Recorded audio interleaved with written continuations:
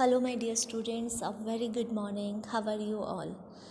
So, today we are discussing chapter 5 Mother's Day by J.B. Priestley. This is a play actually. Fine. It's a long chapter and it's in the form of play. You might have seen many videos and some of you might have acted also on this play. This is an interesting one. You'll like it. Fine. So, this is written by J.B. Priestley. So, the following play is a humorous portrayal of the status of mother in the family. Let's read on to see how Mrs. Pearson family reacts when she tries to stand up on her own rights. So, generally, our mothers always take care of us, but we hardly pay attention. We hardly focus that she is also having her own needs. Sometimes she is not even respected in the house. So, the pathetic condition of the woman is shown in the play in a humorous way. This is the beauty of the writer J.B. Priestley, that she has shown a very pathetic condition of women but in a very light-hearted mood. So as I told, this is a play, so characters are there, scene setups are there. Let's start.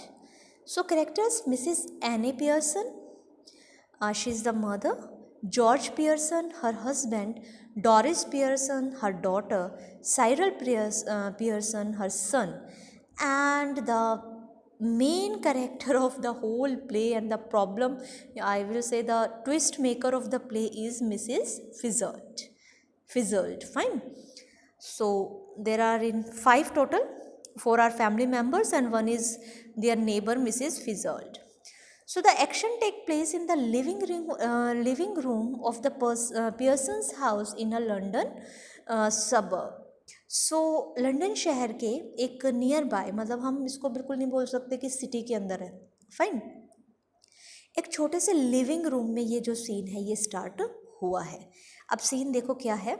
The scene is the living room of the Pearson family afternoon. It is comfortably furnished with much lived in room in a small suburban semi-detached villa. If necessary, only one door need to be used, but it is better with two. One up left leading to the front door and the stairs, and the other in the right wall leading to the kitchen and the back door. There can be a muslin covered window in the left wall. Muslin is a type of creeper, बेल, जैसे आपका money plant इस तरीके से होता है, ये सब है. In the left wall, possibly one in the right wall too. The fireplace is assumed to be in the fourth wall. There is a setup right, an armchair down left, and one down right. A small table with 2 chairs on either side of it stands at the center. Listen students, I'll provide you one video of the complete chapter of the like a play. When you watch that, you'll understand how the real setup is when you'll see the picture. Fine. So this is how the living room of Pearson's family was prepared. When the curtain rises, it is an afternoon in early autumn and the stage can be well lit. Mrs. Pearson at right and Mrs. Fizzle at left. आप picture में देख सकते हो. जैसे ही curtain rise होता है तो हमें 2 लेडीज़ नज़र आती हैं. एक है मिसेस पियर्सन और एक है Mrs Fitzgerald. Fine. Are sitting opposite each other at the small table on which are 2 teacups and a saucer, and the card with which Mrs. Fizzle has been telling Mrs. Pearson's fortune. Now this is interesting. ये जो हमारी Mrs fizzled है ना, ये थोड़ा सा भविष्य जानती हैं, भविष्य बताने का काम करती हैं. तो ये कार्ड्स देखकर आपने देखे होंगे कुछ ऐसे जो कार्ड्स पिक करने को बोलते हैं, उसके बाद आपका फॉर्च्यून बताते हैं. तो मिसेस फिजल्ड जो है वो चाय वगैरह पी रही हैं, दोनों लेडीज़ बैठी हैं और वो उसका फॉर्च्यून बता रही हैं. Mrs Pearson is a pleasant but worried looking women in her 40s. अब मिसेस पियर्सन जो है वो देखने में प्लीजेंट है लेकिन फेस से ही काफ़ी टेंस्ड है. और लेट 40s हम बोल सकते हैं कि 40 प्लस उनकी जो एज है वो है. Fine. Mrs fizzled is older, heavier and a strong and sinister personality. जबकि जो मिसेस फिजल्ड है वो थोड़ी ओल्ड है, शरीर में भी थोड़ी हैवी है और वो थोड़े से ना बोल्ड टाइप की पर्सनैलिटी है. जैसे कुछ लेडीज़ होती है ना बहुत ज़्यादा बोल्ड, बहुत स्ट्रॉन्ग भी होती है, आवाज़ भी उनकी बहुत ज़्यादा हैवी होती है. She is smoking. और सबसे दूसरी बात, भाई वो स्मोक करने की हैबिचुअल है. कौन? Mrs fizzled. It is very important that these two should have sharply contrasting voice. और कहते हैं प्ले के हिसाब से इन दोनों की पर्सनैलिटी एक दूसरे से ऑपोजिट होना बहुत ज़रूरी भी था। मिसिस पियर्सन जो बहुत सॉफ्टली बोलती है, जबकि मिसिस फिजोल जो इनकी आवाज़ में ही बहुत ज़्यादा दम है। Mrs. Pearson speaking in a light, flirt sort of tone with a touch of suburban cockney perhaps, and Mrs. Fizzle with a deep voice rather Irish perhaps। जैसा मैंने आपको बताया, एक बहुत सॉफ्ट स्पोकन है और एक बहुत ज़्यादा हार्ड वॉइस में बात करती है। Now see Mrs fizzle collecting up the cards, collect करती हैं कार्ड को। सीन स्टार्ट होता है, प्ले स्टार्ट होता है हमारा। And that's all I can tell you, Mrs. Pearson. Could be a good fortune, could be a bad one. All depends on yourself now. Make your mind and there it is. तो वो क्या करती है, card उठाते कहती है, okay Mrs Pearson, मैं तुम्हारा फ्यूचर बताने वाली हूँ। देखो ये अच्छा भी हो सकता है और बुरा भी हो सकता है, ठीक है, तो अपने माइंड को रेडी कर लो। और वो कार्ड को ओपन करती है। मिसेस पियर्सन कहती है, yes thank you Mrs Fitzgerald, I am much obliged, I am sure it is wonderful having a real fortune teller living next door. अब वो थोड़ा सा उसको बटरिंग कर रही है। तो मिसेस पियर्सन कहती है, अरे मेरे लिए तो बहुत लक की बात है कि एक इतना अच्छा फॉर्च्यून बताने वाला, फ्यूचर देखने वाला बिल्कुल मेरे घर के पास में ही रहता है।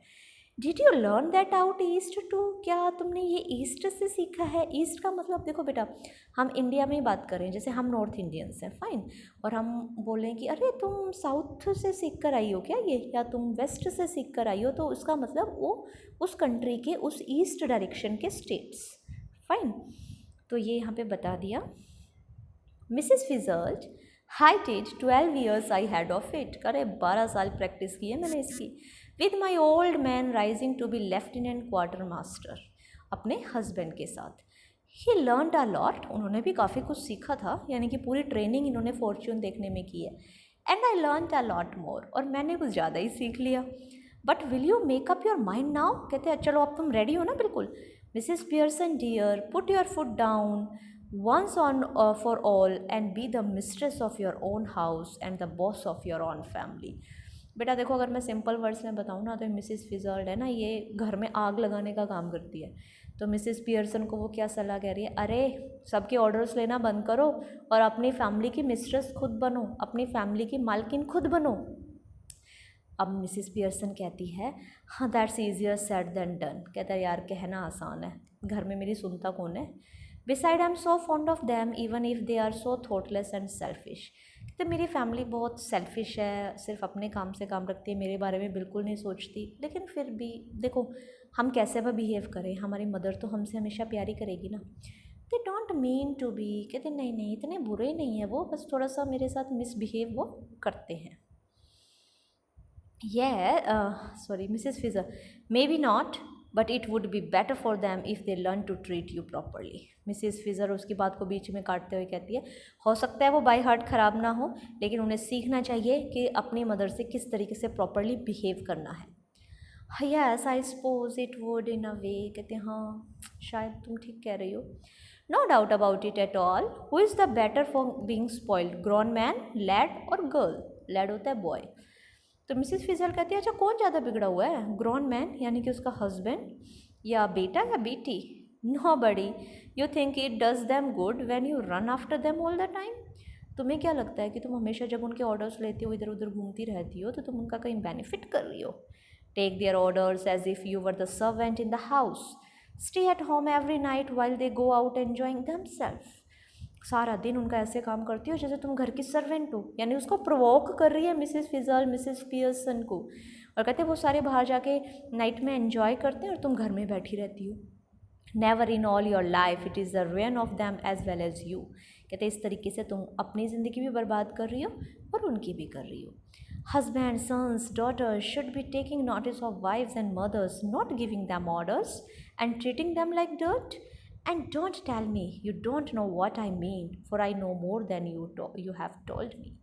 और कहते हैं कि अब ये मत कहना कि तुम मेरी बात को समझ नहीं रही हो जो मैं तुम्हें समझाना चाह रही हूँ, क्योंकि तुमने जो नहीं बताया है वो भी मैंने तुम्हारा मतलब फ्यूचर जो है वो पढ़ लिया है। I keep dropping a hit. तो मिसिस पियर्सन कहती हैं हाँ हाँ, मैं उनको हिंट तो देती रहती हूँ अपनी फैमिली को कि भाई मुझे भी बुरा लगता है, मेरे को भी थोड़ा टाइम दो, मुझे भी घर में इम्पोर्टेंस दो। Hint, it's more than hints, your family needs Mrs Pearson. अब वही मिसिस फिजल तो ना पूरा उसको भड़का के ही जाने वाली है। तो बोलती है हिंट से काम नहीं चलेगा मिसिस पियर्सन, उनको हिंट से ज़्यादा कुछ चाहिए। I, I suppose it is, but I do hate any unpleasantness। कहते यार घर में ना मुझे कोई ड्रामा नहीं चाहिए, कोई लड़ाई झगड़ा नहीं चाहिए। And it's so hard to know where to start. I keep making my mind to have it out with them, but somehow I don't know how to begin. She glances at her watch, at a clock. Oh, God gracious, look at the time. Nothing ready, and they will be home any minute, and probably all in a hurry to go out again. अब वो अपना बेचारा दुखड़ा रो रही होती है Mrs Pearson. कहती है हाँ यार समझना तो चाहिए उनको। और बात करते करते ना घड़ी पे उसका ध्यान जाता है और कहती है ओह माय गॉड, देखो क्या टाइम हो गया और मैंने अभी कुछ भी रेडी नहीं किया है। वो लोग घर आते ही होंगे और जैसे ही वो आएंगे उनका जो भी नीड्स हैं वो उनको फटाफट से चाहिए। तो भाई उनको बाहर भी जाना होगा वापस, तो मैं तो बहुत लेट हो गई हूँ। She is about to rise, Mrs Fitzgerald reaches out across the table and pulls her down. अब वो खड़ी होती है मिसिस पियर्सन, लेकिन मिसिस फिजल उसको पकड़ के बिठा लेती है वहाँ पे। लेट दैम वेट और look after themselves for once. उनको अपना काम खुद करने दो, इतना क्यों घबरा रही हो। This is where your foot goes down, start now. She lights a cigarette from the one she has just finished. अब वो कहती है अरे आज से शुरू करो ना, उनके काम करने बंद करो, उनको करने दो अपने काम खुद। और वो दूसरी सिगरेट जो है वो जला लेती है। यानी कि हमें ये पता है मिसिस फिजल जो है वो एक चेन स्मोकर है, back to back she is smoking. Mrs. Pearson, Mrs. Fizzard, I know you mean well. In fact, I agree with you, but I just can't. And it's no use you trying to make me if I promise you I would really have it out with them. I know I wouldn't be able to keep my promise. Mrs Pearson कहती है देखो मैं जानती हूँ तुम मेरा अच्छा चाहती हो, लेकिन मैं नहीं कर सकती, मैं अपने बच्चों को किसी भी काम के लिए मना नहीं कर सकती हूँ। अगर मैं तुम्हें प्रॉमिस भी कर दूँगी तो मैं वो प्रॉमिस पूरा नहीं कर पाऊँगी। Then let me do it. तो मिसिस फिजर कहती है अच्छा तो मुझे करने दो। Oh no thank you very much Mrs Fitzgerald, but that wouldn't do at all. कहते अरे नहीं नहीं थैंक यू, लेकिन नहीं भाई तुम कुछ मत कहना मेरे बच्चों को। It couldn't possibly be somebody else, they would resent it at once and wouldn't listen. क्योंकि वो किसी और की बात नहीं सुनेंगे, अगर तुम उनको समझाओगे तो वो तुम्हारी बात नहीं मानेंगे। And really I couldn't blame them, I know I ought to do it, but you see how it is. कहती है देखो चाहती तो मैं भी हूँ कि भाई मुझे भी मेरे घर में पूरी रिस्पेक्ट मिले, लेकिन ये चीज़ें इतनी आसानी से ठीक नहीं होंगी। अब मिसिस फिजल के दिमाग में तो बच्चों कुछ और ही चल रहा है। You haven't got the idea, तुम्हें मेरी बात समझ में नहीं आई। Oh I am sorry, I thought you ask me to let you do it. Mrs Pearson कहती है हाँ ओ सॉरी, मुझे लगा कि तुम ये कहना चाह रही हो कि तुम मेरे बच्चों को समझाओगी। I did but not as me as you. कहते हाँ मैं करूँगी, लेकिन मैं बनकर नहीं, तुम बनकर। अब ये बात क्या हुई भाई, ये तो कन्फ्यूजिंग है। But I don't understand, you couldn't be me. कहती लेकिन मुझे तुम्हारी बात समझ में नहीं आई है, तुम मेरे जैसा कैसे हो सकती हो। वी चेंज प्लेसेस और really bodies, you look like me, I look like you. देखो भाई अब ये तो पूरी शैतानी आत्मा है। मिसेस फिजल्ट क्या कहती है कि हम आत्मा एक्सचेंज कर लेते हैं ना, सॉल एक्सचेंज कर लेते हैं। सोल कैसे एक्सचेंज कर लेते हैं, यानी कि मेरी बॉडी में तुम्हारी सोल आ जाएगी और तुम्हारी बॉडी में मेरी सोल आ जाएगी, यानी कि दिखेंगे हम वही, लेकिन हम पर्सनैलिटी अलग होंगे, यानी कि swapping of personalities. Very interesting, but that's impossible. Mrs Pearson कहती है अरे ऐसा कैसे हो सकता है। How do you know, have tried it. तुम कैसे कह सकते हो ये इम्पॉसिबल है, तुमने कभी ट्राई किया। हाँ no of course not, I have, not for some time, but it still ought to work. Won't last long, but long enough for what we want to do. Learned it out east, of course, where they are up to all these tricks. कहती है मैंने किया है ये। Mrs fizzle कहती है काफ़ी दिन हो गए, लेकिन ज़्यादा देर नहीं रहेगा इसका असर, थोड़े दिन रहेगा लेकिन हमारा काम हो जाएगा। Well I don't know is it right. तो वो कहती है यार मुझे नहीं पता ये करना ठीक रहेगा नहीं। It's your only chance, give me your hands and keep quite a minute. अब ये तो उसके पीछे ही पड़ गई है।